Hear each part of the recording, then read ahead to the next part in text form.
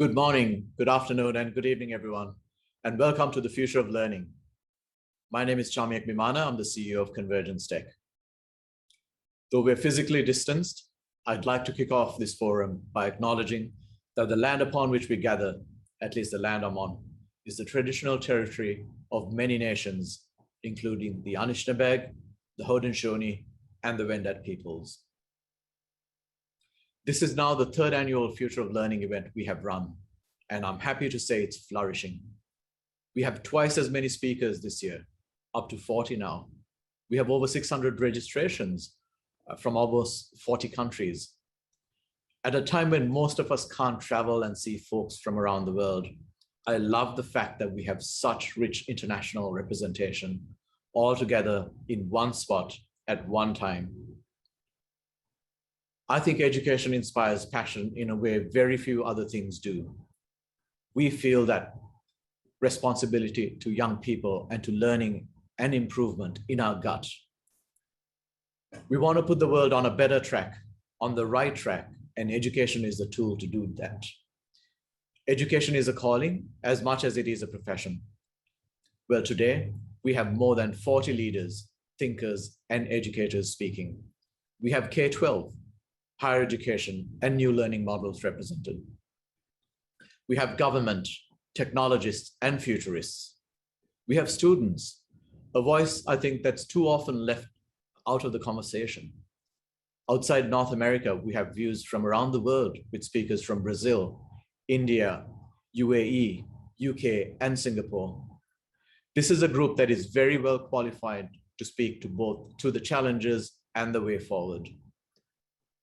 I know they will give you food for thought, inspiration, and practical takeouts to go home with. It takes considerable time and effort to participate in an event like this. So to our speakers, from the bottom of my heart, thank you all. I also want to thank my team for all their hard work. Together, we are trying to build the kind of company the world needs now. We build communities and put on events like this. We seek out projects that help people and planet. And we only use technology that does the same.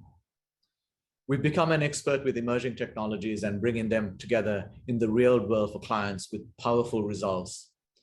In education, we're using verifiable credentials to transform how institutions recognize achievements and how students use them, with student control and privacy at the heart of it, as it should be. We have clients now in over a dozen countries, many of whom are here today. A warm welcome to you and to everyone. And with that, it is my pleasure to hand you over to your Master of Ceremonies for the day, Mr. Tony Gaffney.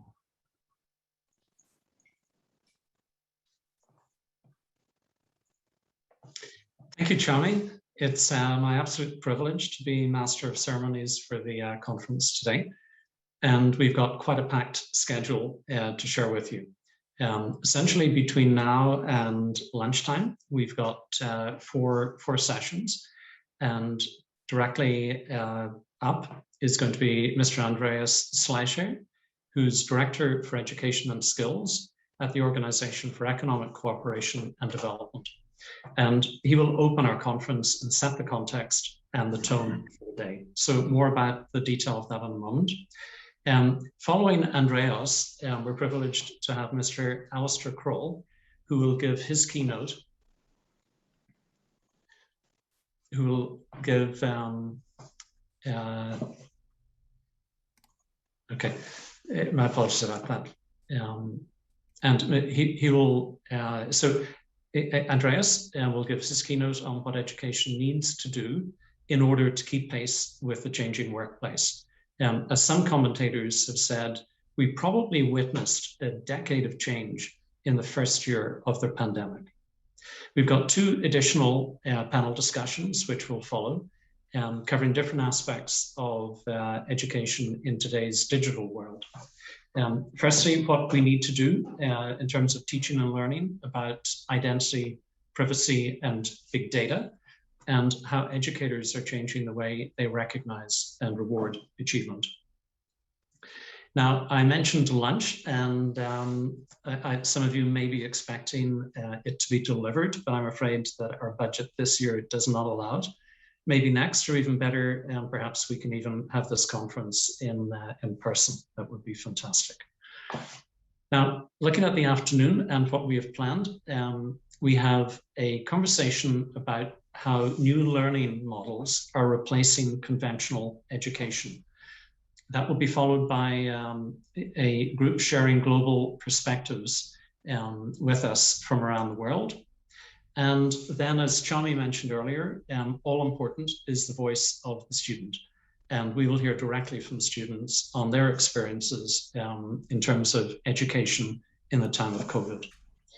Closing comments and takeaways will come from Mr. Chami Kassab, after which we have 3 panel broadcasts from YouTube with discussions between groups of deputy ministers, government heads, and superintendents on a variety of topics. Now, if you can come up, it's a very diverse set of conversations, and if you can come up with a collective noun that describes these, please just pop it in the chat, and we will share it with others. Thank you. Now, a couple of housekeeping items.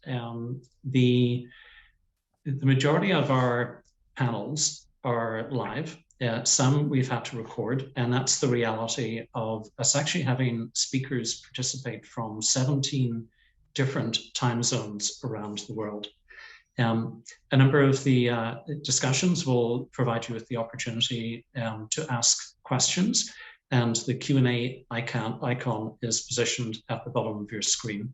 I'll indicate as we go into each discussion as to which sessions questions are an option for. And the other, if you can't attend all components of the day, we will be uploading the content from the conference to our YouTube channel following the event, and there you'll be able to refer back to it or even share it with colleagues. And then finally, we're going to be issuing you a micro-credential for the event like this. And that will be available to everybody who attends the Future of Learning that wishes to have one. If that's you, please click on the link in the chat box now, and we'll also have it reappear several times during the day for your convenience. And by the way, I should say, in signing up for it, there are absolutely no strings attached. You will not find yourself on an email list unless you've selected that option elsewhere. Now, a topic that I think is very important to acknowledge is the pandemic. And I know that we know that the pandemic has, the impact is very individual and has ranged for many from a tragic experience through to a difficult and challenging one. And we just want to say that as we gather today, that our thoughts are with you in that regard. Looking ahead though, and I'll paraphrase Mr. Churchill, who quoted at one point that we're past the end of the beginning and there is light at the end of the tunnel. And that's certainly the case with the introduction of vaccines around the world. I know that it may be further away in some countries than it is in others, but it's there. And we're certainly confident that we're going to get through this. And amidst all of the difficulties, there's this enormous opportunity for us to learn, to improve, and to evolve.